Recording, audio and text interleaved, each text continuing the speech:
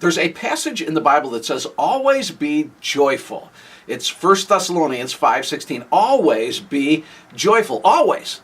When? Always. Now, I talk about this a lot. I talk about joy a lot because I think it's a very big deal. I actually think it's important. Like, it's important for us to be joyful. I really mean that. Also, I want to say this. The joy that the Bible speaks about is a choice that we make. It's our choice. We choose this. In fact, it's implicit in this biblical instruction that we have some measure of choice when it comes to joy. Why would God tell us, be joyful, if he knows, he's God, he knows we have no ability to do that.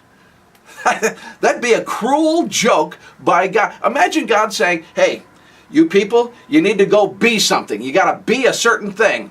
What do we have to be, God? Be joyful. Imagine that he tells us to do that, and yet he knows we have no ability to do it. That would be an unfair God. That would be a mean. We could even say that's mean. That's a mean God.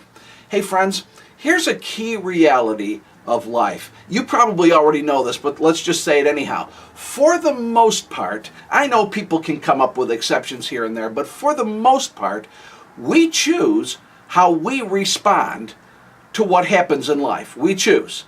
We choose our response. We don't choose everything that happens, but we choose how we will respond to it. Now, I understand there are really, really good circumstances that happen sometimes, and there are really, really bad circumstances that happen. I'm very much aware of those realities, and I also know that the circumstances of our lives are not inconsequential.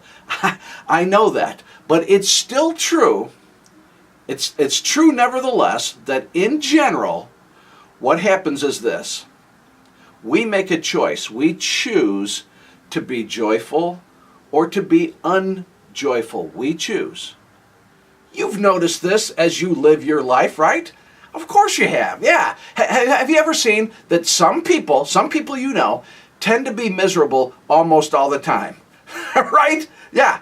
Every time you see them, they're miserable about something. It's their basic demeanor in life. They're always upset, griping, unhappy. They're ticked off about something. It doesn't matter what the circumstances are. They can take good circumstances and find something to complain about and be miserable about. It's just how they are.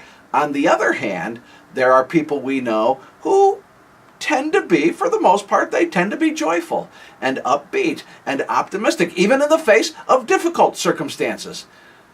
It's not that these folks never cry tears of sadness or they never have any moments in which they're down. Of course they do. But for the most part, these folks live with a state of general contentment, assurance, optimism. They have the hope that is understood to be this joy that the Bible describes to us.